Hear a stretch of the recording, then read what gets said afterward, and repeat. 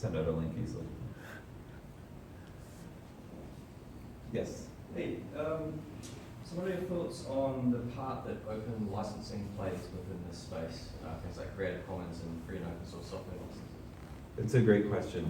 This is a point of debate within this community, and I think it's really important to hold that debate. And so I'm really excited that these questions are coming up. A lot of the movement is really, really open source, GPL, whatever, oriented. Creative Commons. You know, we're publishing a book in the next few months, and we're kind of having an argument with our publisher about whether we can use a Creative Commons license, for instance. Some people in the book think that's really important, some don't.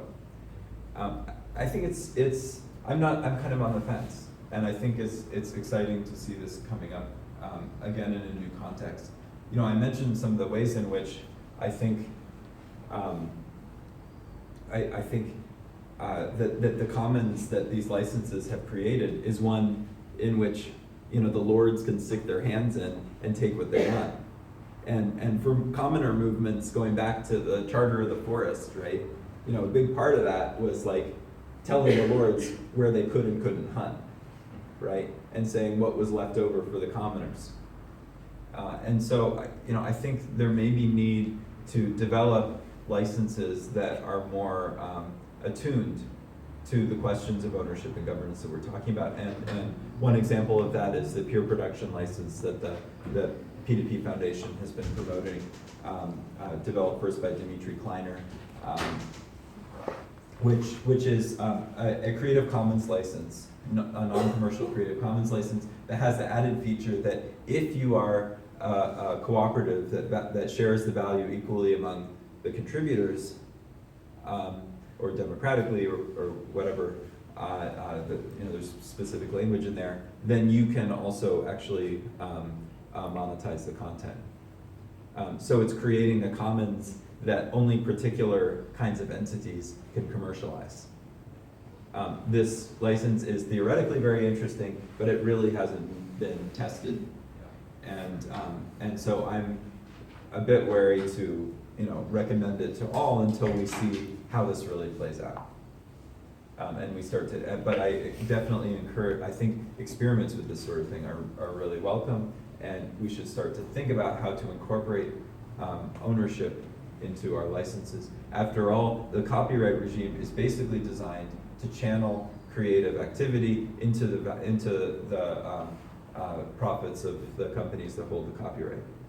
Right, and so I think we need to incorporate better thinking about who's really benefiting as we design our licenses. Yes? Do these shared ownership businesses run into many issues with like a singular voice or like vision or leadership? Sorry, I didn't hear the first So like one. the shared, how, you know, everyone owns a share of it. Uh-huh. Do they run into an issue of a singular voice or a vision from like a leader instead of, you know, I feel like there'd be a lot of noise.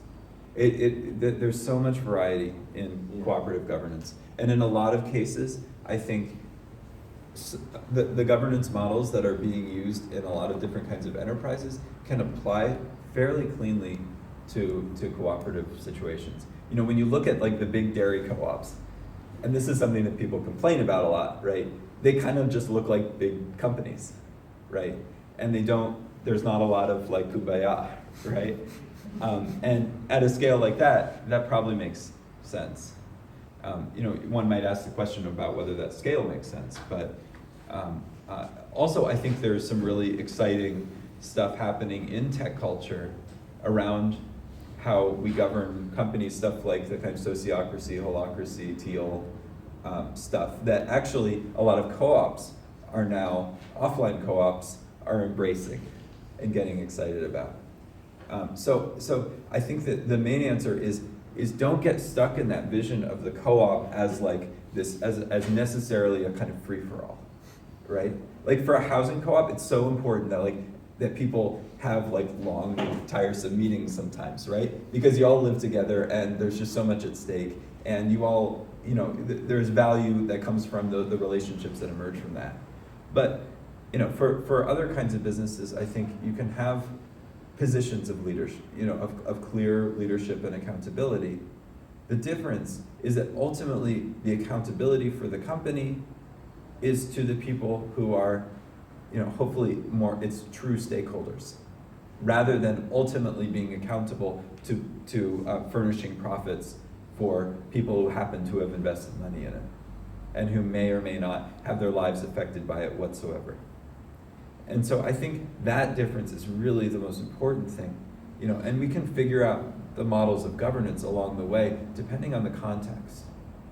And in a lot of cases, co-ops, might have problems with adjudicating, voice, but so do other companies. And I think actually the democratic problem is a better one to have than what our default is with the firm, which is basically feudalism, right? I would rather our problem be that we're kind of struggling with our democracy than we're like going to work every day for the Lord.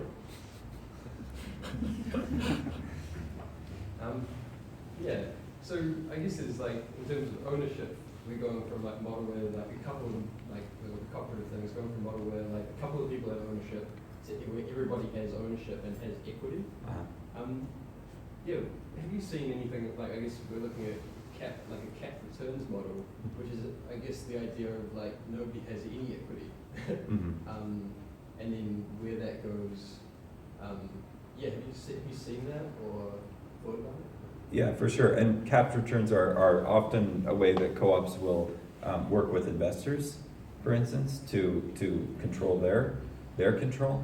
But when you point to this question of nobody having any ownership, that I think is another side of this coin that's emerging here. For instance, there's this kind of vision of an open company, right? Yeah. One example of this, for instance, is GrataPay, is what they're trying to work toward, which is a kind of crowdfunding thing for open source projects, and it kind of puts an economic layer on open source development, right? You could imagine, like, for instance, what if there were a payment layer on GitHub, right? And people got paid for their engagement with the projects, but there was still a kind of ambiguity about ownership. You didn't need to hold shares. Maybe the project is still kind of floating, in another world. Who knows what the legal environment is? That's been appealing to a lot of people in this space, and I think it's interesting. But we also live in a society where ownership is the law, and ultimately, even a company like that, if there's value flowing through it, somebody's got to be holding that at some point, right? And I think it is important to make sure that question is addressed before we give up ownership, right? I'm to be honest, I'm kind of a property is theft sort of person. Like I'm not like craving more property, right? Like I'm more interested in a commons, but I don't want a commons that's just controlled by Google. I want a commons that comes out, that emerges from a sense of parity and equity among commoners. And so I think, while these questions of ownership are kind of frustrating, they're also really important. And we see examples of this starting to emerge in the blockchain stuff, right? I think Bitcoin is a really telling example of what happens when people try to pretend that ownership and governance can be evaded through neat algorithms. Right? You end up with a situation where a bunch of, a small number of unaccountable large Bitcoin miners, nobody really knows who they are are controlling the system, and the thing is kind of careening into the ground, even while somehow the value keeps going up. So it's, that to me is like not a future that I'm thrilled to jump into right now. On the other hand, that technology could be beautiful for developing, really genuinely democratic practices. But, we have to start by thinking about how it works in our relationships, and how it can create genuine accountability, rather than trying to jump ship on accountability and ownership from the beginning. I think that's tended to be a dangerous strategy. Maybe a couple. Maybe these we can take the three that we have and then we'll just end with that. Does that sound right?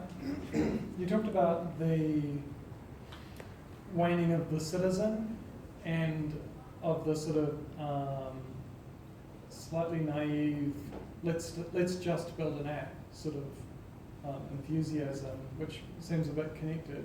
I'd be interested in, so that's a pattern I see as well, that we've got a lot of skills, but we also have a lot of weakness in our thinking about how to work together cooperatively, how to make decisions together and govern ourselves together. What have you seen about how people are flexing that muscle, building that muscle, that capacity? There's cooperatives, obviously, but do you see it anywhere else in society? Oh, great question. Maybe should we do? Have one. Okay. Yeah. Going back to Pete's question around, and what you mentioned around enterprises raising capital and starting the enterprise in the traditional way, and then once the investors paid off, switching to a cooperative model. Are there any precedents or examples you can point to around that? Yeah. And is it feasible in scaling that model to grow? Yeah, definitely. Great question. Yeah. And then isn't it like a deeper question really around the whole question of value? Like the idea of profit, of entrepreneurship, of commercialization really playing within the established dynamic, and that it's a much deeper question of actually democracy, of control, and moving out of a framework where we put a dollar sign on things, and that whole conception of thinking of things in a money form is the biggest ultimate constraint, and that if the signs of citizenship you're talking about were actually really massive political ruptures and were about people, and that these discussions really need to be centered around people and the rights of people, but especially of, and I think this is really quite an easy thing for peeps in the West to get into, but that the peeps who make things are like overwhelmingly in Asia, and so that we have to integrate within that we're not just living in this happy internet bubble of cooperatives and stuff, but the things that are being made are from Asia, and that's one of the central things of exploitation. Sorry. Oh my gosh, okay. So basically 4 totally different questions. I was hoping for some kind of integration. So help me if I lose sight, because they're all so good. I think on the flexing the democratic muscles, I think that's such a great question. And I, on the one hand, I feel like often we really don't do that. And we kind of let them go kind of loose, and we lose our ability we forget how really democratically competent we can be. But I guess part of the reason why I love this work is the glimpses I've had of the way in which actually we surprise ourselves when we're given a real chance, And I actually think like the democratic crisis in the presidential election in the United States right now is kind of an expression of this fact that like all we feel like we have is like this stupid presidential election, and so like all of our attention and all of our and it's just overkill, and it's kind of our loss of touch with our loss of democratic touch with the institutions and time that we spend our actual lives in that makes us like drawn to this kind of suicide mission of the current electoral campaign. So in terms of this kind of innovation, like there are lots of cool apps coming out, right? There are these like Democracy OS and Liquid Democracy. I think there's some new innovations going on, but honestly, I think a lot of the stuff is just below the surface. For me, seeing this in Occupy Wall Street was really influential. Seeing a bunch of people kind of come out and really very quickly relearn some stuff about how to do democracy, but also allowing their inexperience to show very quickly. So, in terms of our own capacity, I think we need exercise. Talking with people from Mondragon, that huge, 70,000 person worker cooperative in the Basque region, they say when they bring on a new executive from another company, that it usually takes like 5 years for that person to like get the hang of running a company where the people who work for you are your bosses. So there's a learning curve, but I don't think it's insurmountable.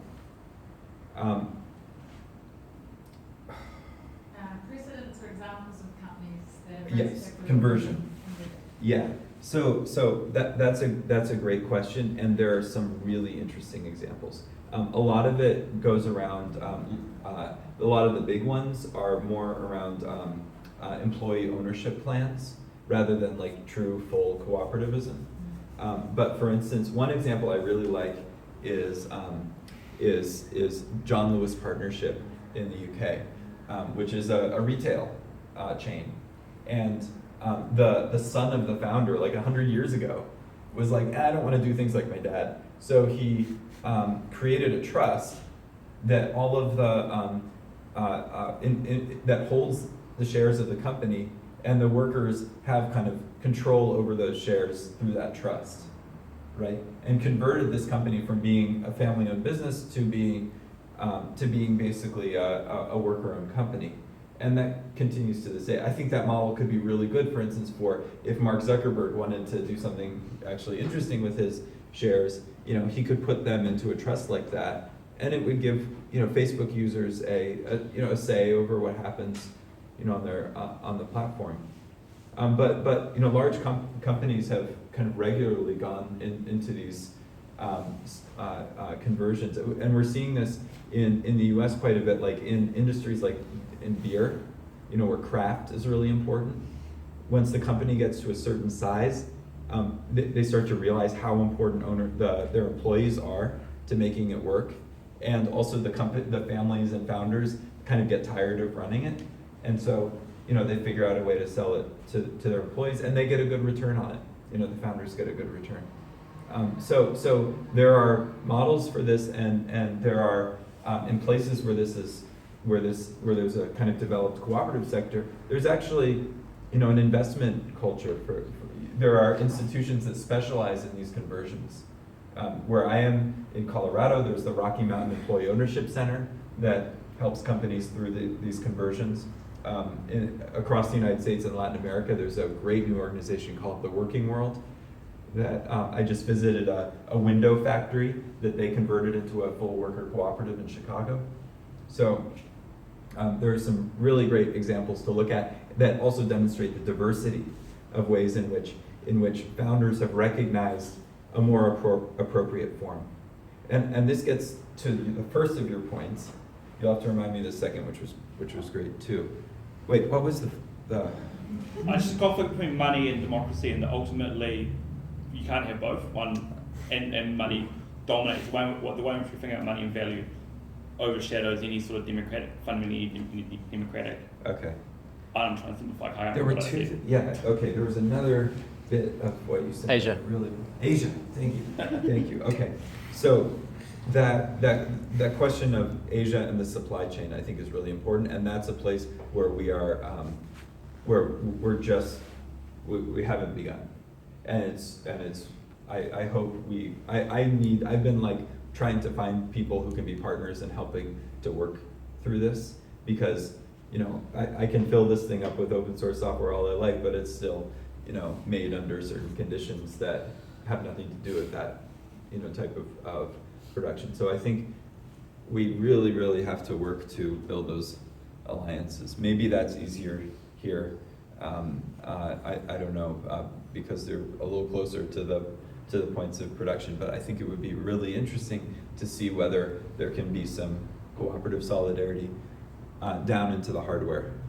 And so I just have to kind of say that we know that's a problem, and we desperately want to figure out how to work with it and tackle it.